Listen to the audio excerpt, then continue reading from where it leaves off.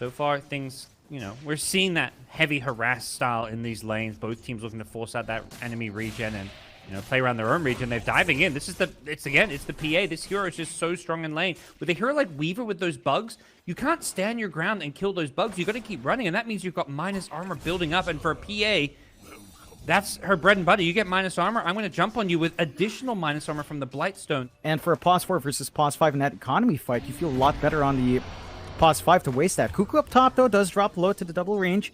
Managed to pin down the Spirit Breaker. Not much Zephyr can do to cut that movement off. With a Spirit Breaker puck, there's a lot of mobility to hunt in that jungle.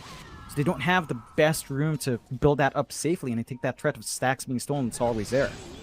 Armel, he's blinked in to secure the double damage room, but now his blink's on cooldown. Gets the mana for the Sonic Wave for the one charges. Is he going to go for it? Looks like he's just going to die here. Even used the double damage room. FNATIC didn't have the numbers for this rune fight. They're just keeping tabs of Jabs, who's being forced back into his jungle early on.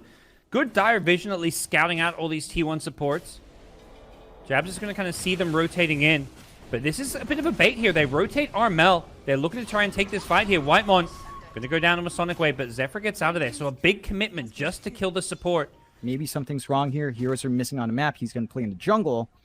The push potential of T1 isn't that strong, but they are still hunting. Hunting for a lion. John Yuel gets almost back to his tier 2 tower. He gets charged up with the Boundless Strike. Ideally wanted to make maybe 2 or 3 minutes ago, but with the slow Beastmaster start, they had to do it a little bit later. I think you don't want to force that defense fight up against the Beast. They will charge in to break up, though, but... Yeah. John Yuel throws on Nurse Spike, but he's just losing armor with this bug on him. Nice roar into the Weaver. And John Yuel, he's been kept alive until the Dream Coil comes out. Carl doesn't have an orb for a couple of seconds, but does have an illusion rune to help pop him back to safety. So the two teams trade supports, and it looks like FNATIC going to just TP on out of there, send Armel top. To push for themselves, they're just smoking up for kills. They have to find these kills to stay in this game. They're looking to do just that down bottom. On the T1 side, though, it's not FNATIC, but FNATIC are going to counterplay this. They come in with the lion, the finger being thrown out. They bring down Carl's puck. Big kill going the way of FNATIC. They need to find a way out of this one, perhaps at least for a few of their heroes. DJ managed to get himself back to safety. The Sonic Wave from Armel. It's off the mark. Weaver, he time-lapsed to dodge it, but he does time-lapse into a Nurse Spike. Armel, he's had enough of this pesky Weaver. Will end up chasing him down, but they've traded 2 for 2, and they're going to lose more. John Yuel also going down, and Armel, all he can do is blink on out of there. He threw them. They arced around the Monkey King and didn't chop the tree he was standing on. And, well, John Yuel's being found in the trees. The side of FNATIC are still clumped up bot. They've got Hawks out to spot Carl. Roar. Yep, they see him in the trees. Sonic Wave Scream. Is the damage going to be there?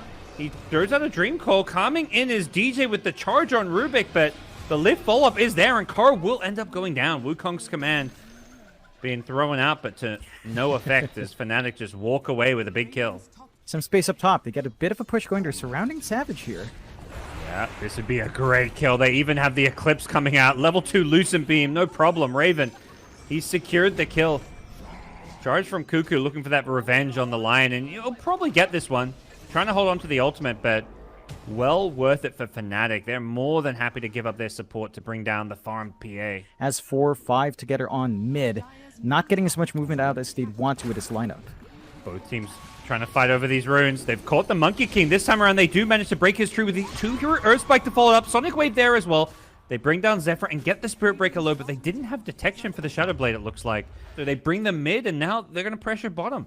FNATIC are just, you know, tugging the little puppet strings, pulling heroes mid. Now they pull them bottom. A lot of TPs. They see Raven. They charge in. They hit 2. They even got Armel with this one. Carl, he goes for the 2-hero Dream Coil. Only catches the Luna, though, so Armel, he's able to escape, luckily, but Weaver dying in the process. The rest of T1 have smoked up, and they're going for a wraparound. They're trying to catch some of this backlines. Raven in particular on this Luna. He needs to be careful. John Yuel. Oh, Eclipse? Not sure what that was about. The couriers are flying out. The couriers reveal where they are. They're flying over wards here. But this Roach is dropping too damn fast, and with the double damage, it's going to go. Really well done by FNATIC to get into the Roshan pit, and even though T1 scouted it out very quickly. Straight into the pit, cleared out, no problems. T1, though, seeing a bit of a split up here, might be able to find some punishment. If they stay there and FNATIC realize, I got to imagine FNATIC's going to try to pull them back, because they're sticking around this bottom lane, threatening to go high ground. We'll see if they actually commit to this high ground push here, or if they're just going to be content with bringing T1 back, forcing these TPs out, because Raven on the high ground has that Aegis to kind of protect himself. Looking for that first life is T1. They'd love to kill off Raven's Aegis without committing any big spells, and they're going to come damn close to doing it. The bug is all that's left on him. 23 Savage tried to blink in, but couldn't quite finish him off. The salve is there, and Raven probably going to have to reset here with the Sonic Wave killing off Whitemon. Maybe finding some punish onto FNATIC. Still, FNATIC got their reset. They do smoke up, and they're the ones to kind of look for that opportunity now. Oh, they've got the blink lift. Telekinesis is there with the raw follow-up and the Hex. Carl in trouble. He's dead. The Eclipse coming out doing some good damage, and they're going to lose the first life of the Luna. It's enough to bring down just to support Monkey King, but we'll see if they can get some more here. RML charging forward. They want 23 Savage, who committed his BKB for this fight. He gets silenced up by RML's Queen of Pain. The Yule Scepter buys him some time to maybe escape his way out of this one. Nice. Oh, Spirit Breaker, Cuckoo. The right-click damage is too much at DJ. He steals the Nether Strike. They take that tier 2. They've got an opening for the high ground. That push potential from Luna is still in play. Nothing can really stop that. And T1, without the Wukongs, without the fast respawn on the puck, they're going to lose some objectives. They're forced to use the Fortify. That will buy some time for Carl to be back up, but they've got to find a really good angle to take care. At the least, Raven doesn't have those 2 lives, so if you catch him out, you might be able to find that trade in the kill. Problem is, PA's BKB is still down for 10 more seconds. That's really what they need to fight this one. So without that, they can't engage, and they're just going to watch their racks go down. Once you lose your tier 3 tower, fighting into those bouncing glaives on buildings is just so damn impossible. They are trying to take a fight now with the BKB back up. They want to re-engage, but FNATIC will happily oblige. They get the Blink Scream silence onto the Weaver. Weaver won't get a chance to time-lapse here. Co-op getting low, but gets the BKB off. Armel now blinks away in the trees and will TP himself back to safety with the kill on the PA. This fight is just going to shit for T1. They're trying to salvage things with Cuckoo, charging through onto 2. Nice little charge through with the BKB, but there's no follow-up damage, so it's just full retreat. Zephyr caught out by the Hex. Boundless Strike will buy him some time, but it's not enough. Elsewhere for FNATIC. Tier 2 cleared out. Tier 3 under threat. For FNATIC, this is just a simple siege. No Aegis to protect, though, but Raven is fairly tanky here, and it's going to be hard to pin him down. Charge through, Cuckoo. He commits, but that means his BKB is down. Goes on a new target, finds jabs, but there's no follow-up, at least not initially. Puck's thinking about going in, but they've already lost Cuckoo. Zephyr in the middle with the Wukong's command, but he dies so fast to that Eclipse. 23 Savage, he needs to get the big crits. He's trying to fight into Raven, but Raven is just unkillable with this Guardian. The Sonic Wave will bring down PA. Force the buyback. Cuckoo gets the tips. Carl going in. Can he do it? He's on his own. He needs to find a way to bring down his FNATIC heroes, but he just hasn't got the answers. The Santino Puck, a thing of legends, but he's going to fall here.